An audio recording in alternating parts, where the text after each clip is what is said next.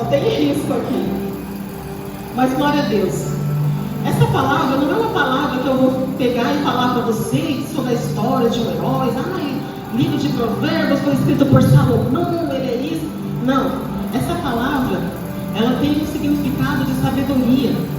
Um significado que ali, ele, vamos dizer assim, que quando foi escrito esse livro, foi achado nessa palavra uma graça, um algo especial, porque era um propósito para mulheres. Então ali ele viu como era a mãe dele e ele relatou o que ela ensinou. E às vezes a resposta para tudo que a gente precisa para se livrar de remédios, de culpas, de dores, todas elas estão na palavra de Deus. E aqui nesse capítulo eu vi assim tão claramente quando Deus falou comigo, como foi forte quando Deus me chacoalhou nessa palavra, porque eu tinha muitos paradigmas que eu vou compartilhar aqui com vocês.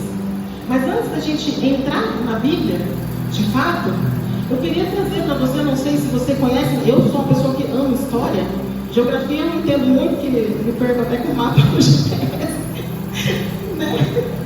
Fomos para São Paulo esses dias, ficamos acho que umas 2 horas para achar o lugar. Falava para ela, olha para o seu mapa, ela olhava, estava errada. Ela, olha para o seu mapa, eu olhava, estava errado. Então, imagina, nossa geografia. Mas história eu gosto. E a história que eu quero trazer para você ver depois como que realmente faz sentido com a palavra de Deus. As mulheres, desde a fundação delas, desde quando Deus criou elas tinham um propósito: ser ajudadoras. Ser ajudadoras. E aí a gente sempre olha que ela é uma ajudadora somente no âmbito da casa, no âmbito familiar. É lá que ela é ajudadora. E aí, enquanto eu sou jovem, ou enquanto eu não me caso, eu acho que eu não preciso ser ajudadora de nada. E aí é onde eu me perco no meu propósito. Então, as histórias, não sei se você já ouviu falar sobre dote. Já ouviu falar sobre dote? Sim? Sabe a história do dote? A história do dote é que quando o pai, né, dono de alguma fazenda, eram sempre pessoas ricas que faziam isso. Ele procurava um marido para a filha dele, não deixava elas escolher por amor, não, é por algum objetivo mesmo, específico. Então ele ia lá, achei aqui um marido, vou te dar um dote para você casar com a minha filha. Aquele dote garantia para ela um lugar de posição naquela família. Ela não era só a esposa do filho, ela tinha uma posição. E se caso acontecesse alguma coisa, ela tinha o dinheiro do dote para usar para uma emergência. Só que isso acontecia nas famílias ricas. Nas famílias humildes não tinha isso. Lá era por amor mesmo. Tipo, que o amor é sofredor, né? Você sai casa com o outro falido, não sabe fazer conta, né? E aí o que acontecia? Nessas famílias, tanto ricas quanto humildes, pode acontecer a morte. E muitas mulheres acabavam perdendo seus maridos, mas elas não tinham dote, né? Elas eram pessoas humildes. E a gente tem até relato na palavra de Deus, né, de uma viúva ali na passagem no livro de Eliseu, lá em primeira Reis, na pastora. Primeira ou segunda Reis. Mas esse capítulo é o 4. E essa viúva perde o marido e ela vai falar com o homem de Deus, para pedir uma instrução. Porque ela era uma mulher sábia. Ela via que Deus podia fazer a diferença e dar uma resposta para ela. Só que, infelizmente, na história da humanidade das mulheres, elas não fazem isso. Nós não nos voltamos para Deus e falar: Senhor, e agora? Como é que eu vou fazer, né? Não, elas não faziam isso. Elas tentavam de alguma forma trazer o sustento para dentro de casa. E aí elas começaram na prostituição. Por isso que a prostituição as pessoas falam, um trabalho, né? Muito antigo. Porque as mulheres precisavam continuar vivendo. Mas as mulheres que não tinham recursos, elas eram abandonadas pela sociedade. E isso não vai muito longe se você falar assim: nossa, foi no ano 1 depois de Cristo. Não. Em 1939 nascia um homem que eu sou fã, que chama Luiz Barsi. E ele, quando foi em 1940, apenas com 1 ano de idade, o pai dele morreu. E a mãe dele era uma mulher dessas, que não tinha dinheiro, que não casou com dote. E ela foi escorraçada de casa. O próprio avô olhou ela com o bebê no colo e falou: olha, você não é parente, vai embora, se vira. Ela não tinha família perto, ela não tinha ninguém. E o que ela fez?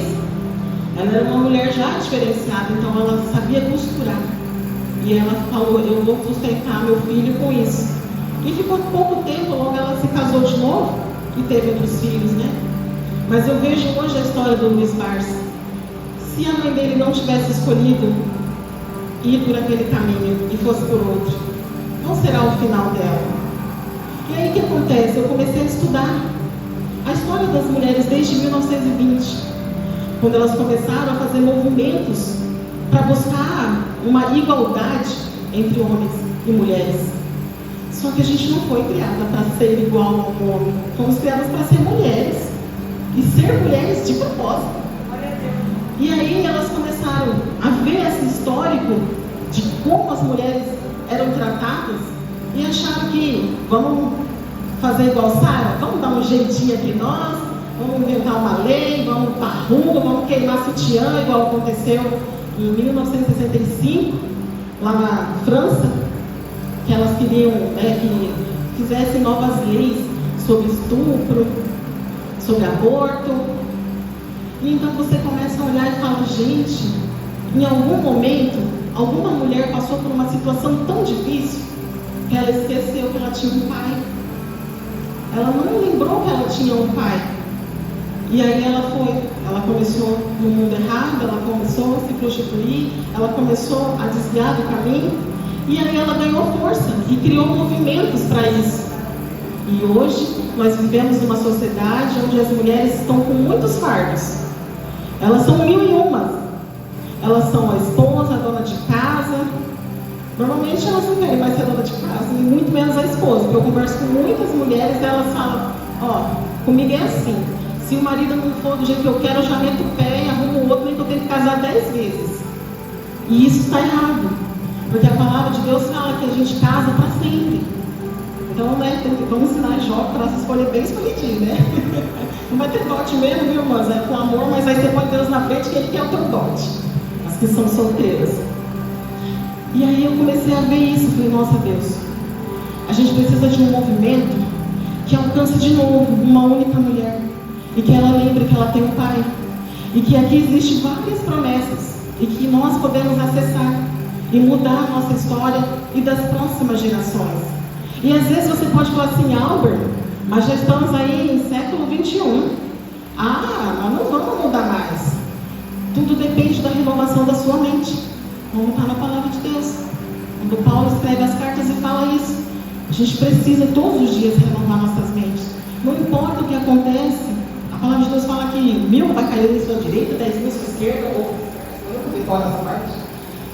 Então, quando eu leio esse versículo, eu entendo que também pode acontecer tribulações, pessoas podem se desviar para esse lado, outras pessoas para aquele outro lado, mas eu continuo firme e forte porque eu tenho propósito. Então, quando eu sei quem eu sou e que eu tenho um pai, eu não tenho padrasto, eu tenho um pai. Então, eu posso sempre recorrer a ele. Só que aí não é para a gente pegar e chegar naquela outra mulher que não sabe que tem um pai e crucificar ela. Nós temos um trabalho de café da manhã todos os domingos com os moradores de rua. E para a honra e glória do Senhor, 3 mulheres voltaram para falar para a gente que saiu das ruas. Semana passada foi a 3ª que veio. E aquilo trouxe muita alegria no meu coração, porque eu quero ver a transformação daquelas pessoas. Ninguém ajuda a gente. Nós que bancamos o projeto, a gente leva roupa, comida, tudo que eles precisam ali, que a gente vê, água, né, sapato. Porque eu vejo eles como os olhos de Deus. Porque Deus olha para nós e vê em nós a marca da promessa. Ele vê em nós o sangue de Jesus que foi derramado. Porque Ele mesmo disse, porque Deus amou o mundo de tal maneira que deu seu Filho. Então eu não posso olhar para aquelas pessoas e simplesmente falar assim, somos vagabundos. Eu escutei isso. Por que vocês ficam indo lá? Começou, a gente fez o primeiro evento, tinha umas 25 pessoas. Só que chegou umas pessoas lá que assim, tinha os bombeiros, militares, assim, e eles se sentiram acuados.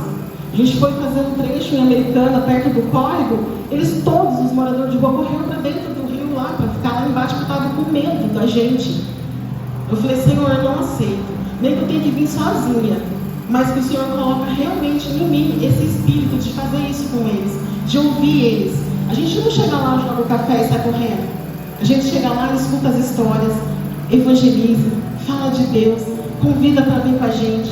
Eu estou quase oferecendo minha casa para eles tomar banho. Agora, Deus, que o Senhor moveu um lugar, agora eu posso mandar eles para lá. É meio longe, mas dá para mandar. Então, você olha assim e você fala, gente, não posso aceitar. Não é só sobre mim. Quando a gente tem um propósito, não é sobre nós. Que nem o Senhor fala assim, eu não amo pessoas.